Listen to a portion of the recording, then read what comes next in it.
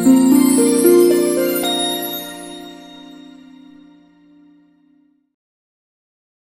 Hello வணக்கம், நான் உங்கள் குரு பேசுகிறேன். நீங்கள் பார்த்துட்டு இருக்குது வேர்ல்ட்ஸ் ஆஃப் இன்செர்ட் சேனல். நம்ம சேனல் இன்றைக்கி எந்த இன்செர்ட் பற்றி பார்க்க போகிறோன்னா, அதை வந்து இன்செர்ட்னு சொல்ல முடியாது, அதை வந்து ஸ்பைடர்ஸோட டிஸ்டன்ட் பிரதர்ஸ் அப்படின்னு சொல்லலாம். ஸோ நிறைய பேர் கண்டுபிடிச்சிருப்பீங்க. ஆமாங்க, நீங்கள் நினைக்கிற மாதிரி அது வந்து ஸ்கார்பியன்ஸ் தான், அதாவது தேள்கள். தேள்கள் வந்து ரொம்ப ஆபத்தான உயிரினம்னு சொல்ல முடியாது, ஆபத்து இல்லாத உயிரினம்னு சொல்ல முடியாது. அதனால் பயன் இருக்குன்னு சொல்ல முடியாது, இல்லைன்னா சொல்ல முடியாது. ஸோ எல்லாம் கலந்த கலவை அது. அப்படிப்பட்ட ஸ்கார்பியன்ஸ் பற்றி நம்ம இந்த வீடியோவில் பார்க்கலாம். அதுக்கு முன்னாடி அதோட லைஃப் சைக்கிளை பார்த்துட்டு வந்துடலாம் வாங்க. லைஃப் சைக்கிள் ஆஃப் ஸ்கார்பியன்ஸ்னு பார்த்திங்கன்னா 3 ஸ்டேஜ் தாங்க: எக், நிம்ப் அண்ட் அடல்ட்.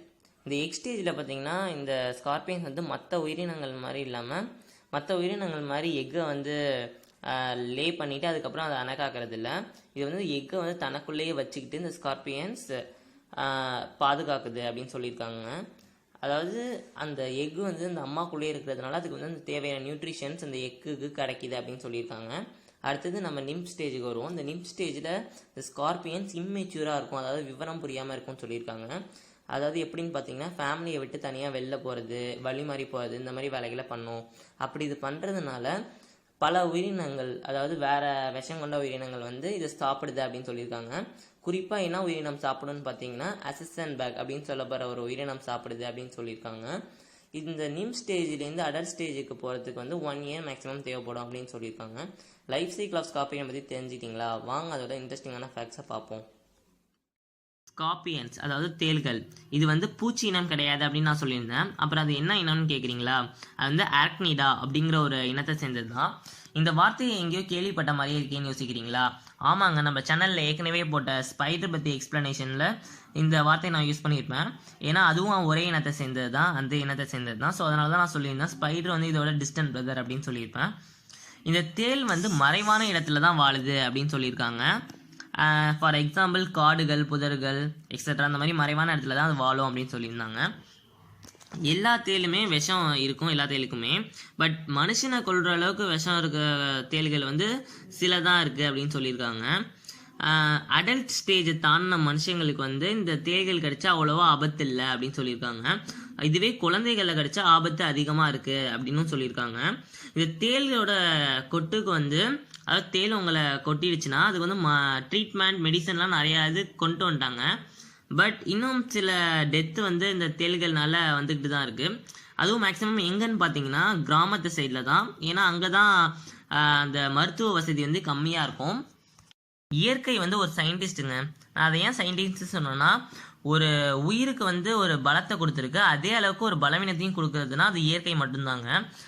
இந்த உலகத்தில் 2000 ஸ்பீஷியஸ் ஆஃப் தேள்கள் இருக்குது, அதாவது 2000 வகைகள் இருக்குது அப்படின்னு சொல்லியிருக்காங்க. அதில் 25 மட்டும்தான் மனுஷங்களை கொள்கிற அளவுக்கு விஷம் இருக்குது அப்படின்னு சொல்லியிருக்காங்க. இந்த இயற்கை வந்து அதான் பலத்தையும் கொடுக்கும் பலவீனத்தையும் கொடுக்கும் நான் சொல்லியிருந்தேன் இல்லையா? அது மாதிரி தேளுக்கு வந்து எங்கே பலம் கொடுத்துருக்குன்னா அதோட கொடுக்குகளில் தான் பலம் கொடுத்துருக்கு. ஏன்னா அங்கே தான் அதோட விஷத்தை அது தாக்கும், அதாவது விஷத்தை வச்சு தாக்கும் மற்றவங்கள அப்படின்னு சொல்லியிருக்காங்க. தேள் வந்து 1 இயர் கூட உணவு இல்லாமல் இருக்கும், அதாவது 1 வருஷங்கள் கூட உணவு இல்லாமல் உயிர் வாழ முடியும் அதில் அப்படின்னு சொல்லியிருக்காங்க. சரி, உணவு இல்லாமல் உயிர் வாழும், ஆனால் தண்ணி இல்லாமல் உயிர் வாழும்னு கேட்டிங்கன்னா, தண்ணி அதை வந்து குடிக்கவே குடிக்காது. என்னடா தம்பி சொல்கிறது, அதை நம்பவே முடியலடா, எந்த உயிரினமும் தண்ணி குடிக்காமல் உயிர் வாழ முடியாது அப்படின்னு நீங்கள் சொன்னீங்கன்னா, ஆமாங்க, எந்த உயிரினமும் தண்ணி குடிக்காமல் வாழ முடியாது. பட் இது வந்து தண்ணி குடிக்காது இந்த தேள்கள். அப்புறம் என்ன அப்படின்னு கேட்டிங்கன்னா, பட் இதுக்கு வந்து தண்ணி சத்து தேவைப்படும். என்னடா போட்டு குழப்பற அப்படிங்கிறீங்களா? இல்லைங்க, நான் இது வந்து உணவு சாப்பிடும் அப்படின்னு சொல்லியிருந்தேன்னா, அந்த உணவில் இருக்க ஈரப்பதம் மூலமாக தான் இது தண்ணியை எடுத்துக்குது, அது தண்ணி சத்தை எடுத்துக்குது. இதுவாக வாலண்டியராக போய் தண்ணி குடிக்கிறது இல்லை அப்படின்னு நான் சொல்லியிருக்கேன் அப்படின்னு சொல்லியிருக்காங்க. இது வந்து அதோட உணவை எப்படி சாப்பிடுது அப்படின்னு பார்த்தீங்கன்னா, அதில் கடினமான உணவை சாப்பிடவே முடியாதுங்க. அப்புறம் அது எப்படி சாப்பிடுது அப்படின்னு பார்த்தீங்கன்னா, அது வாயில் இருக்க ஒரு என்சைம்ஸ் அதை வந்து அந்த உணவுல ஸ்ப்ரெட் பண்ணிடுது. ஸோ அந்த என்சைம்ஸ் வந்து அதோட உணவில் ஃபுல்லாக ஸ்ப்ரெட்டு ஆனோன்னா அது வந்து அந்த என்சைம்ஸ் அதை வந்து லிக்விஃபை பண்ணிடுது, அந்த உணவை வந்து லிக்விஃபை பண்ணிடுது. ஸோ அது மூலயமா அந்த தேள்கள் வந்து அந்த கடினமான உணவை வந்து லிக்விஃபை பண்ணி சாப்பிடுது அப்படின்னு சொல்லியிருக்காங்க. இந்த தேள்கள் வந்து டெசர்ட், அதாவது பாலைவனத்துலேயும் வசிக்கக்கூடியது அப்படின்னு சொல்லியிருக்காங்க. வெப்பமண்டல பகுதிகள்லையும் இது வசிக்கும் அப்படின்னு சொல்லியிருக்காங்க. நீங்கள் டிஸ்கவரியில் பார்த்திருந்தீங்கன்னா உங்களுக்கு தெரியும், தேள்கள் வந்து டெசர்ட்லலாம் வசிக்கிறது. தேள்களுக்கு வந்து 12 கண்கள் அப்படி இருக்குது அப்படின்னு சொல்லியிருக்காங்க. நீங்கள் பார்த்தீங்கன்னா உங்களுக்கு தெரியும், என்னதான் 12 கண்கள் கடவுள் கொடுத்தாலும் அதுக்கு வந்து கண் பார்வை சரியாக தெரியாது. அதாவது கண் பார்வை தெரியாதுன்னு சொல்லலாம். அது வந்து எப்படி அதோட இரையை கண்டுபிடிக்குது அப்படின்னு பார்த்தீங்கன்னா, அதோட வாசனை மூலமாகவும் அதிர்வுகள் மூலமாகவும் தான் அது கண்டுபிடிக்குது. தேள்களுக்கு வந்து புத்தக வடிவிலான லங்ஸ் இருக்குது அப்படின்னு சொல்லியிருக்காங்க. சரி, இதனால என்ன பயன் அப்படின்னு கேட்டிங்கன்னா, இந்த லங்ஸ், அதாவது புத்தக வடிவிலான லங்ஸ் இருந்தால், நம்மளுக்கு அந்த மாதிரி இருந்தால் நம்மளால் தண்ணியில் கூட உயிர் வாழ முடியுங்க. அதாவது தண்ணியில் கூட, அதுவும் 48 மணி நேரம் அதால் உயிர் வாழ முடியும் தண்ணிக்குள்ளே அப்படின்னு சொல்லியிருக்காங்க. அதாவது மூச்சடக்கிட்டு ஆக்சிஜனே இல்லாமல். தேள் வந்து இனப்பெருக்கம் செய்யுமாங்க. அது வந்து எப்படி செய்யுது அப்படின்னு பார்த்தீங்கன்னா, ஒரு டான்ஸ் மூலியமாக தான் செய்யுது அப்படின்னு சொல்லியிருக்காங்க.